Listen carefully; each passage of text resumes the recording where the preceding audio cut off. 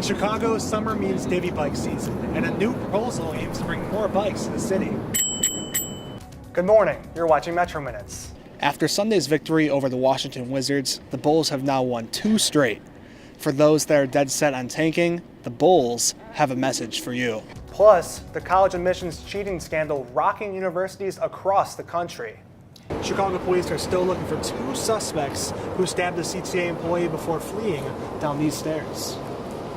Now to the race for Chicago's next mayor. The runoff election between Lori Lightfoot and Tony Preckwinkle is just 2 weeks from today. You don't have to wait until Election Day to cast your vote, though. Early voting sites for all 50 wards are now up and running. You can early vote through April 1st. Next up for Chicago is a date with the Orlando Magic on Monday night. At the United Center, I'm David Chasanov. As you can see, CTA trains are now back on the move. Delays this morning, though, impacted riders after a person was spotted on the tracks. The Chicago Symphony Orchestra is canceling more shows as a strike by the musicians enters a second week. The musicians are fighting for their benefits and wages. Negotiations over the weekend ended with no agreement. Another meeting will be held at a later date, which has not been released yet. For canceled shows, ticket holders may exchange them for future dates, donate their tickets, or request a refund. Beverly Hills 90210 and Riverdale fans suffered a tough loss yesterday. TV icon Luke Perry died Monday morning following a stroke last week. He was 52. Perry was surrounded by his children, fiancé, and close family members when he passed at St. Joseph's Hospital in Burbank, California. Perry's acting career started in the early 80s. He became a star in Beverly Hills 90210, playing a role as a high school stud. He went by the name Dylan McKay for 10 seasons. And more recently, he was Archie's father in CW's hit show Riverdale. Riverdale writers say they are dedicating season 3 of the show to Perry.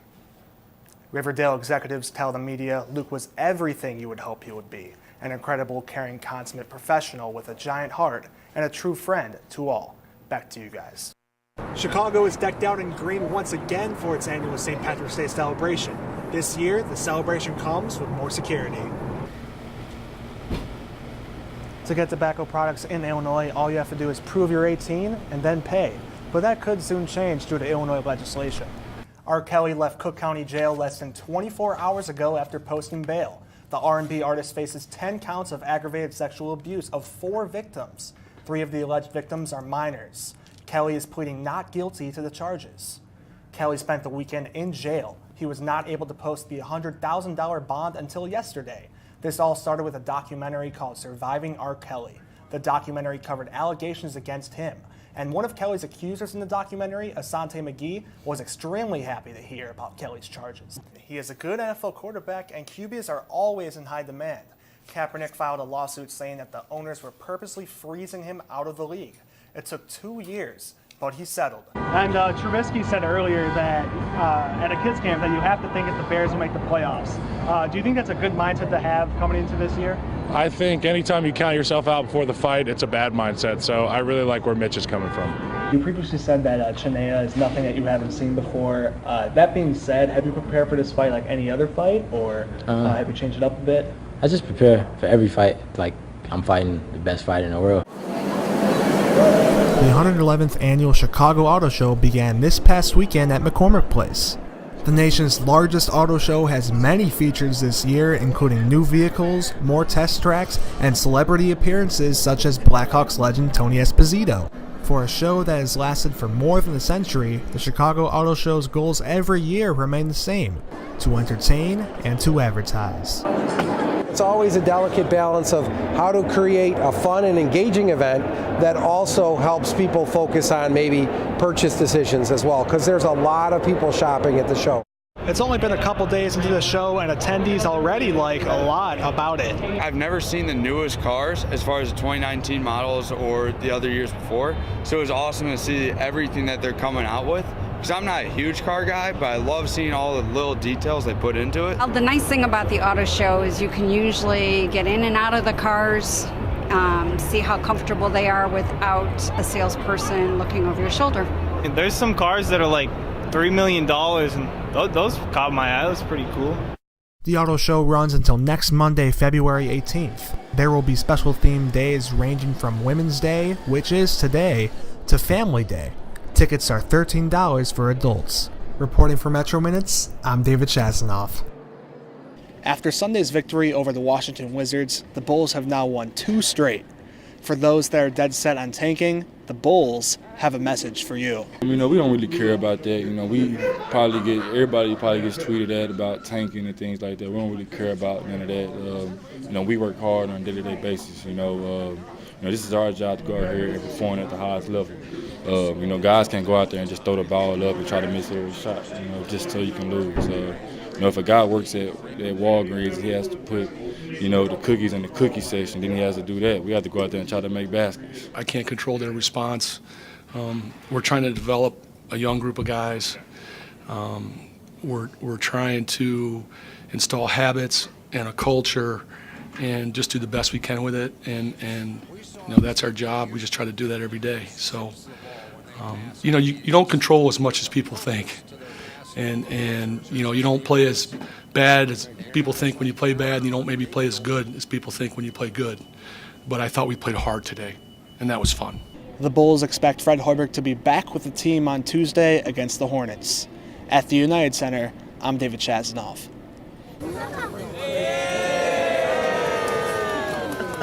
The University of Illinois at Chicago Rohr Chabad House and Mary Bartlemy Park Advisory Council celebrated the first night of Hanukkah in style. On December 2nd, people of all ages attended the 8th annual menorah lighting and celebration in the West Loop. This year, the event had arts and crafts, a balloon artist, face painting, goodie bags, and dancing.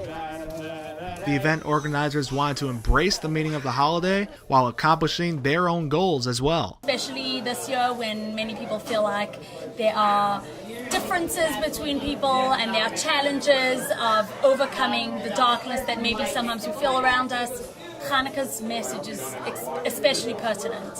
It's an excuse for families to get together and just have a joyful time before the really bad Chicago winter really starts. South Africa, let's dance. People in attendance at this year's Hanukkah celebration is more meaningful than in years past. They credit spending time with family and coming together as a religion for reasons why. I think it's important that we continue to celebrate our Judaism and the holiday and be proud in our traditions and our customs. It's like such a fun holiday, and there's lots of really good food that you don't have every day, and it's like everything's about family and joy, and it's nice. Chani Shem Tov says the UIC Chabad House will be having more events throughout the remaining 7 days of Hanukkah. To find out more, visit ChabadUIC.com. Reporting for Columbia College Chicago, I'm David Chasanov.